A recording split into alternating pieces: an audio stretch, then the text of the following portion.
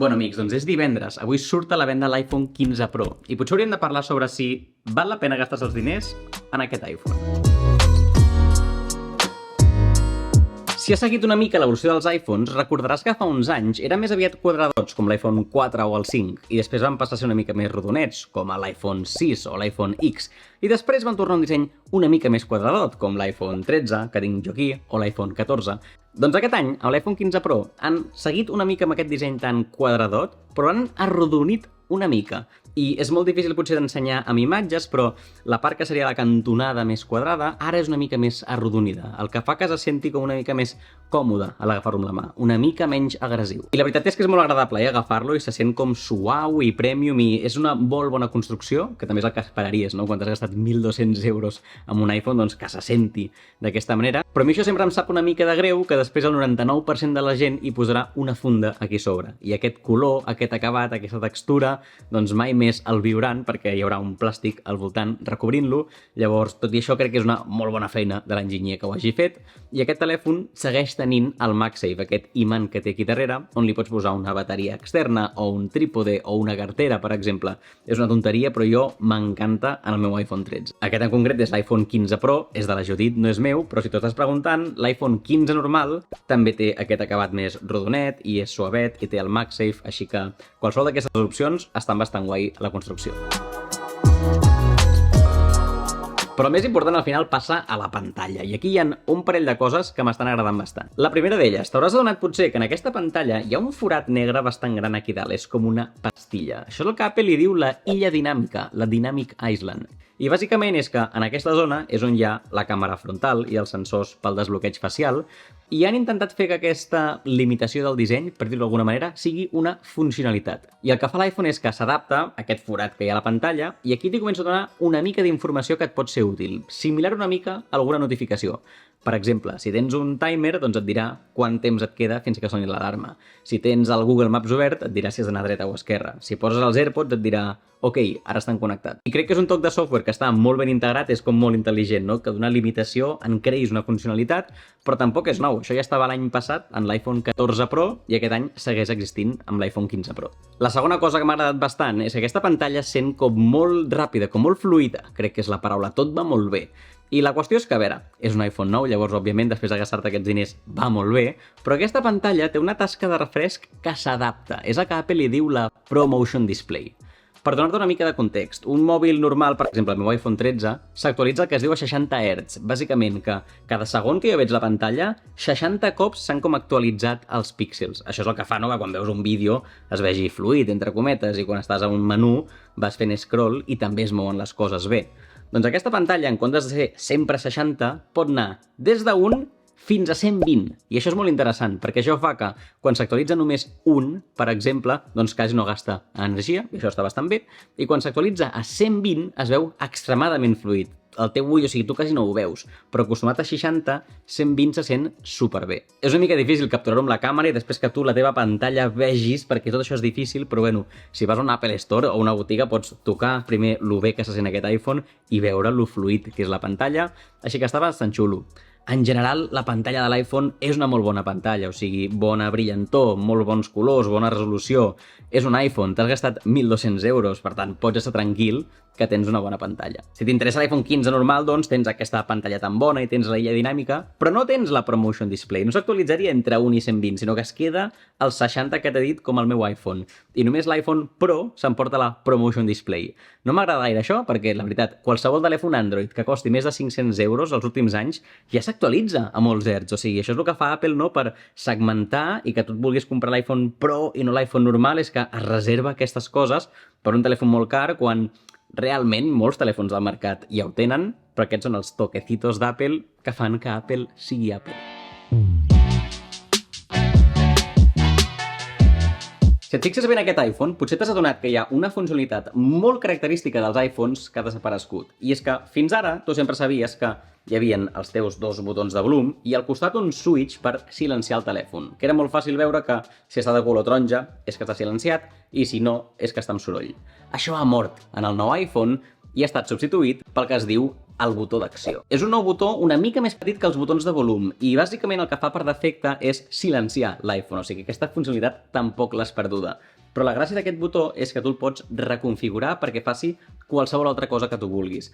Obrir la càmera, posar la llanterna, pots fer que faci una nota nova. Pots jugar amb el que vulguis i si t'agrada fer servir l'aplicació de dreceres, llavors ja sí que és il·limitat el que tu et puguis imaginar. I crec que la meva configuració preferida és que quan apreti comenci a gravar una nova nota de veu, perquè així és com tenir la teva pròpia gravadora, tens una idea, apretes i li cantes i està guardat. Fins ara jo havia de perdre com un segon per fer una nota nova i de fet el seguiré perdent perquè aquest iPhone no és meu, llavors això li donaré la Judit i s'ha acabat. Però bueno, és una funcionalitat xula que et recomano que si el tens, la provis i la investiguis. A mi no em fa gaire pena que ja no tinguem aquest switch per mutejar-lo perquè jo fa com 10 anys que tinc el mòbil en silenci, però sí que estava bé que tu, sense haver de mirar el mòbil, feies així i dius vale, està en silenci, no em sonarà mig d'una reunió. I ara com que hauràs de mirar que el mòbil estigui en silenci. I per cert, aquest botó d'acció només està als iPhones 15, però si et compres l'iPhone 15 normal encara tindràs el switch de silenci.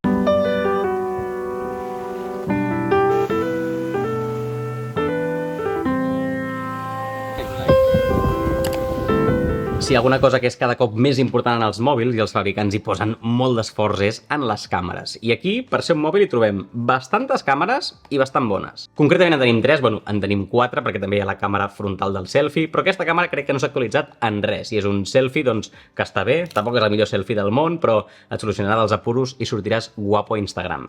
I després tenim les 3 càmeres al darrere que són una mica les que potser ens interessen més. Primer de tot, tenim una càmera ultra gran angular, aquesta que es veu com molt obert, i les fotos queden potser xules o artístiques, depèn de com ho vegis, i també està xulo per gravar-te a tu mateix i que es vegi bastant obert, però és una càmera que tampoc és de molt bona qualitat, llavors de nit segurament no et recomanaria que fessis servir aquesta càmera. Només és per situacions on realment tens molt bona il·luminació. En segon lloc tenim la càmera principal, són 48 megapíxels i és una molt bona càmera, o sigui, tant de dia com de nit, com en interiors com exteriors, és una càmera que pots confiar molt en ella.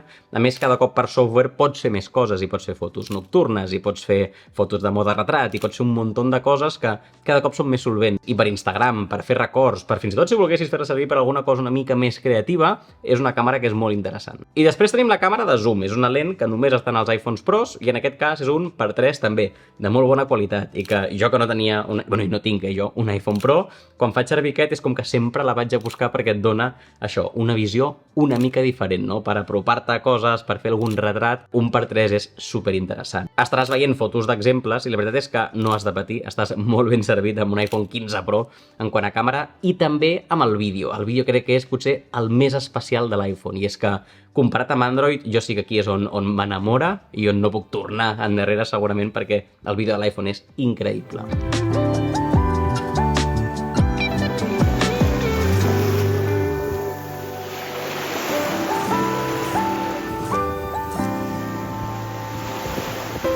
Té alguns modes de vídeo molt interessants, com per exemple el mode acció t'estabilitza moltíssim la imatge, encara que estiguis corrent. El mode cine, com que et desenfoca tot el fons i tu surts ben enfocat. I aquest any han inclòs la gravació en log, en Apple ProRes, que és un format de vídeo de moltíssima qualitat, captura molta informació i llavors la imatge, si tu la veus aquí i no tens ni idea del que t'estic parlant, ho veuràs molt malament, es veu com molt desaturat. Però pels que fem vídeo d'una manera, entre moltes cometes, professionals, tenir un arxiu així després el pots editar molt bé, li pots fer els tweaks necessaris per donar-li una mica la teva visió creativa o els teus colors que li vulguis donar.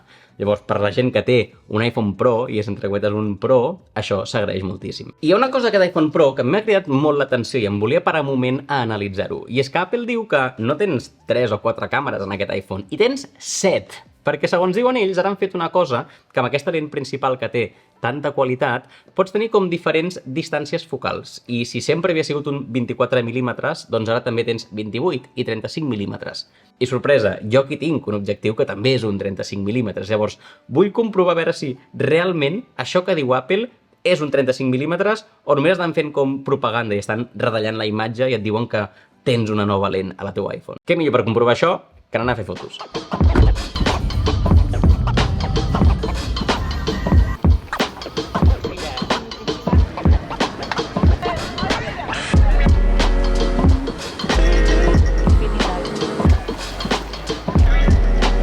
Què millor per posar a prova les càmeres que venir a Cadaqués, un dels pobles més fotografiats de Catalunya segurament, per fer unes quantes fotos.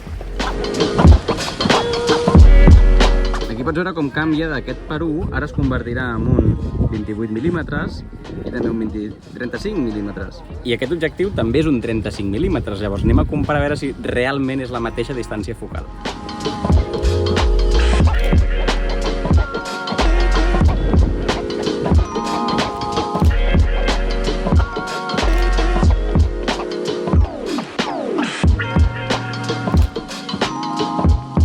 Una altra característica molt xula és que pot fer fotos en ProRAW, que és un format RAW, és a dir, un format de foto que agafa molta informació i després per editar té més resolució, pots treballar millor els colors, pels que ens agraden les fotos i el procés d'edició de fotos és molt xulo. Llavors hem fet també algunes fotos per aquí, les mirem una mica i després connectem amb l'Albert de Barcelona per comentar-les.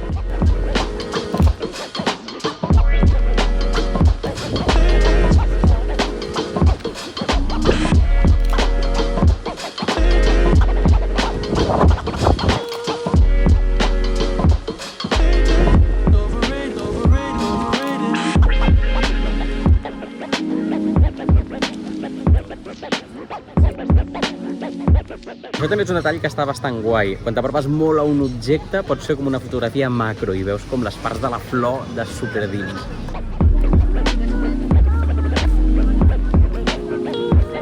Flipes. Què és la flor d'aquí? Què és la flor d'aquí?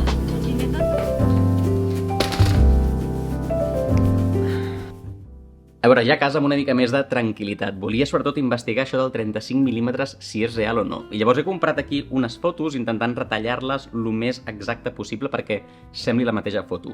La meva conclusió és que jo crec que Apple s'ha tirat al triple i realment no és un 35 mm. No han fet res perquè arribi a ser un 35 mm, sinó que la foto és un 24, que després la retallen i fa que s'assembli molt, però segueix sent un 24. Crec que és difícil de veure, sobretot en les dues primeres fotos, si no tens l'ull molt entrenat, on ho veig més diferent ja si és en el retrat. En el retrat sí que crec que el subjecte respecte al fons, la visió, l'òptica és una mica diferent. Si no és així, és que no en tinc ni idea i que llavors potser Apple sí que ho ha aconseguit, però a mi em sembla que no, em sembla que és propaganda d'Apple. Llavors jo diria que sí que és diferent. A més, en aquestes imatges també pots veure com lo diferent que és al final una càmera d'un mòbil. Crec que pots veure que la interpretació del color, el desenfoc, per això una càmera al final segueix sent una càmera i la gent que diu l'iPhone és millor que una càmera. Bueno, jo aquí et poso exemples fets així de cop i pots veure la diferència que hi ha, t'agradarà més un o l'altre. Però la meva conclusió és que aquest 35 mm, això, crec que és un triple, que no els hi ha entrat gaire bé, aquests d'Apple.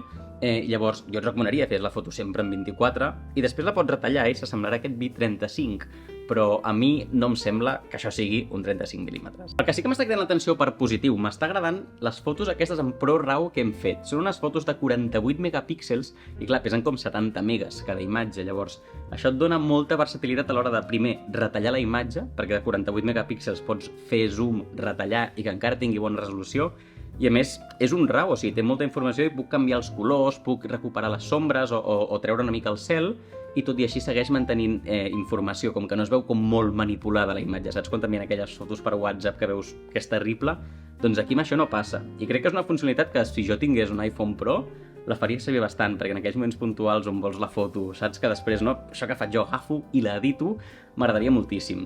També és veritat, això és en l'Albert Pro, entre moltes cometes. Crec que no és una funcionalitat que hagués d'haver servir cada dia, perquè una foto de 70 megas, com això ho facis servir en el teu dia a dia, et fumaràs la capacitat de l'iPhone en un moment. Llavors, crec que és algo que, si en saps, fes-ho servir, però és més l'excepció que no la norma. No podem parlar d'aquest iPhone 15 Pro, òbviament, sense parlar del gran canvi. Per fi ha arribat USB tipo C en el teu iPhone. Tu segurament ets conscient d'aquesta dinàmica que tota la teva vida a l'iPhone ha anat amb un cable diferent a tothom. I sempre havies de demanar, no, teniu un cable d'iPhone? Això és una cosa molt Apple, fer servir els seus propis cables per diferents coses. Però Apple fa uns anys va començar a posar USB tipo C en el seu MacBook i després USB tipo C en els iPads, per exemple. I ha arribat l'hora dels iPhones. Tampoc creguis que és que Apple ha tingut una revelació, sinó que la Unió Europea obliga que a partir de l'any que ve tots els dispositius que es venguin han de portar USB-C incorporat, perquè la gent ha de tenir-ho fàcil de trobar un cable. Llavors han hagut de sucumbir, entre cometes, i ara l'iPhone porta USB tipo C, tant el 15 com el 15 Pro. Això es tradueix en molt bones notícies. Per exemple, pots fer servir el mateix cable USB-C per carregar tot, tot. La càmera en què estic jo gravant ara, el MacBook, l'iPad i també el mòbil. Amb un cable podré carregar tots els meus dispositius de la vida, el qual és fantàstic. Amb l'USB-C també pots fer servir molts altres perifèrics que també tindrien a l'USB-C. Per exemple, jo he provat de posar el meu disc dur directament i funciona, puc veure tots els arxius. He provat de posar un adaptador per la meva targeta SD i també funciona, puc veure totes les fotos. És fantàstic, no he de tenir adaptadors per iPhone, que sempre era un engorro portar per tot arreu. I a més, les velocitats de transferència també són molt altes, són crec que és fins a 10 gigas per segon.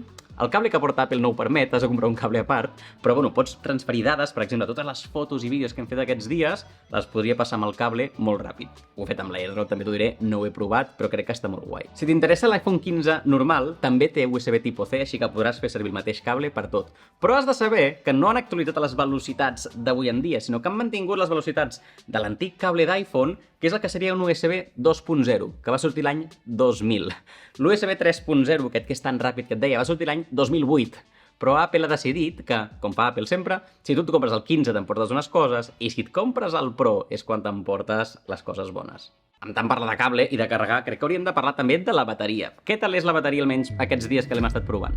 Jo he dit que t'està semblant la bateria del teu iPhone 15 Pro. Bé, jo crec que bé. A veure, no sé, abans ho parlàvem. Si vens d'un iPhone 14, 14 Pro, pues potser no notes tant canvi, però jo venint d'un 13 bàsic, a mi últimament el que estic fent, que és bàsicament penjar molts vídeos, editar fotos, parlar amb gent, són les 4 de la tarda, té un 70% i li estic donant un ús increïble des de les 10 del matí. En el meu iPhone 13 ara mateix tindria un 30%. És més del doble, per tant, per mi molt bé. Però clar, depèn de l'ús, suposo. No sé. Llavors, tornant a la pregunta inicial del vídeo, val la pena l'iPhone 15 Pro? A veure, com a eina tecnològica és increïble, no? Per aquest preu t'emportes una càmera molt xula, un telèfon, un navegador d'internet, una màquina de jugar. Són moltes coses, però val la pena gastar-te 1.000 i pico euros? Doncs probablement, si vens d'un iPhone bastant recent, no et val la pena gastar-te aquests diners. Al final són uns petits increments any a any que fan que estiguin xulos, però jo tinc un iPhone 13 encara i estic molt content i no em canviaré de telèfon. Precisament per això aquest vídeo ha sigut fent servir l'iPhone de la Judit, perquè jo seguiré amb aquest telèfon.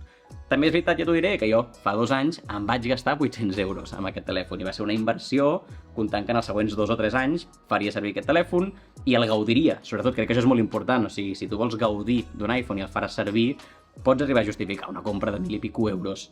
Ara bé, si no l'has de gaudir, tu vols un telèfon bastant senzillet, hi ha moltes opcions molt més econòmiques al mercat que et solucionaran els mateixos problemes, segurament. Llavors, com totes les decisions i totes les coses importants de la vida, depèn. I estudia el teu cas personal, però jo crec que si ets un friqui com jo, si estàs veient aquest vídeo i t'ho estàs pensant, home, si et compres un iPhone 15 Pro, és difícil que no estiguis content amb la teva compra. Una part molt important de l'experiència de l'iPhone 15 Pro també és el seu software, és iOS 17. I et deixo per aquí un vídeo on t'explico les últimes funcionalitats i com les estic incorporant jo a la meva vida, perquè hi ha alguna cosa que m'està agradant bastant. Així que ens veiem aquí.